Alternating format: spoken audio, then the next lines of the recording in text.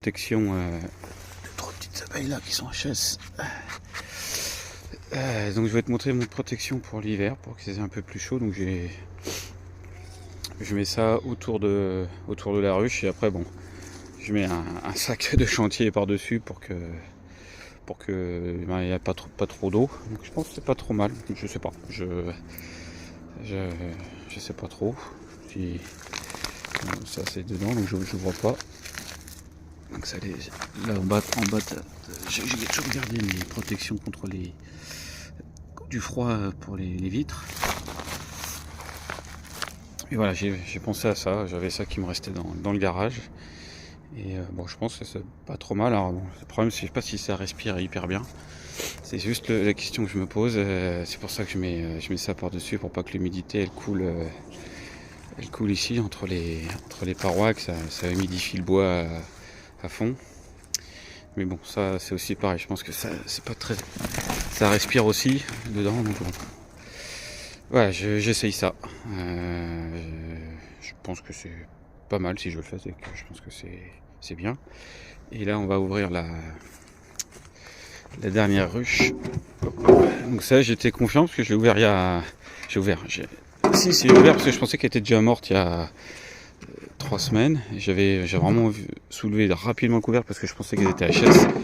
Et en fait non, il restait des abeilles et au final, hier j'ai voulu faire le traitement à Pibioxal et bah voilà, il n'y a plus rien. Par contre, bon bah là tu vois, pour mon avis, moi ça reste le varroa, tu vois les petits trous ici, j'ai que ça comme explication. C'est le varroa qui les a décimés. Sinon je sais pas, il y a des réserves, j'avais nourri parce que on sait que la fin d'été a été compliquée, donc elles avaient ce qu'il fallait en haut là, du nectar ici. J'avais remis de l'eau sucrée et bah tu vois, elle est quand même HS. Alors là, ce qui est intéressant, c'est le traitement que j'ai mis. Et j'avais vu ça, je sais plus que c'est Andy qui proposait cette solution avec l'acide oxalique déposé sur j'appelle ça des éponges suédoises. Et lui, quand il a fait des tests, c'était ce qu'il y avait de mieux. Bon, en tout cas, chez moi, clairement là, quand on voit les petits trous comme ça sur les alvéoles,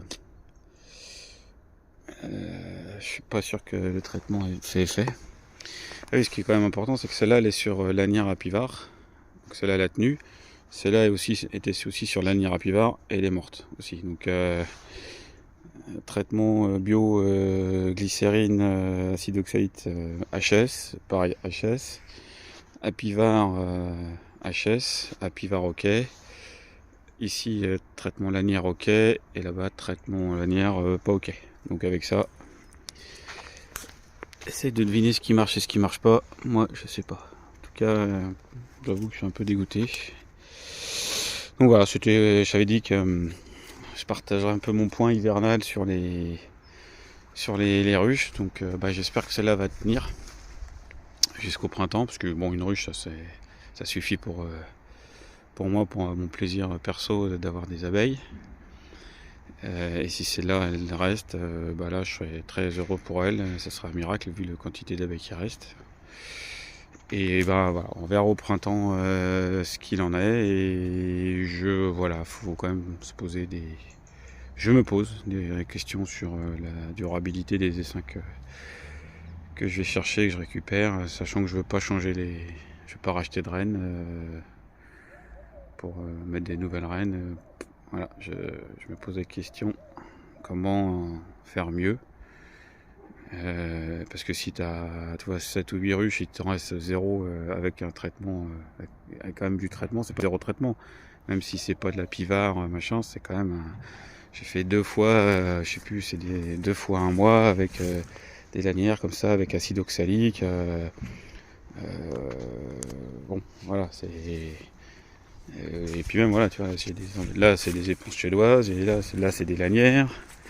J'essaye différents traitements. Là c'est des lanières et c'est quand même reconnu, comme ça devrait, pas mal de tests qui ont été faits. Bon, ou alors je me plante sur mes sur mes grammages, mais franchement j'y crois pas une seconde, quoi. Je suis pas neuneux. Donc voilà, reste des questions sur la gestion des abeilles et puis les déceptions, parce que quand on n'a pas envie qu'on récupère un essaim, on n'a pas envie qu'il passe l'hiver et qu'il continue, quoi. C'est clairement, on n'est pas là pour récupérer des essaims qui meurent au premier hiver. Enfin bon, tant qu'il y a 2 ruches, moi, le moral il reste là. Si jamais ces deux-là tombent, bon, j'avoue que je serais vraiment, voilà, un petit coup sur le moral. Mais bon, restons positifs. Faisons tout ce qu'il faut pour les garder, ces deux-là, en vie. Il y a de la nourriture, là, il y a... Ah, c'est ça qui est marrant, parce que c'est 3 blocs, et en fait, le bloc du dessus, c'est de la réserve, et elle se met quand même sur le bloc du milieu. Donc bon, je sais pas trop, parce que du coup, ça lui fait un bloc à chauffer en haut. C'est là, encore une fois, je sais pas trop, l'hivernage sur 3 blocs. Voilà, je sais pas. 2 blocs, c'est facile, c'est un sanitaire, et puis les réserves et couvain. 3 blocs, là, j'ai regardé quand j'ai ouvert hier, elle est vraiment sur le bloc du milieu. Quelques abeilles au-dessus, mais voilà, les réserves sont là. Donc je pense que si à un moment il n'y a plus de réserve, elles vont monter toutes seules. Mais néanmoins, pendant l'hiver, ça lui fait quand même toute cette zone-là froide ou à chauffer, qui est peut-être pas terrible pour elle. Ou peut-être qu'elle s'en fiche. Voilà. Bon, à voir. Allez, sur ce, je coupe, et puis je t'envoie ça, et puis on voit ce que ça donne au printemps. Allez, bonne apiculture à tous, à bientôt.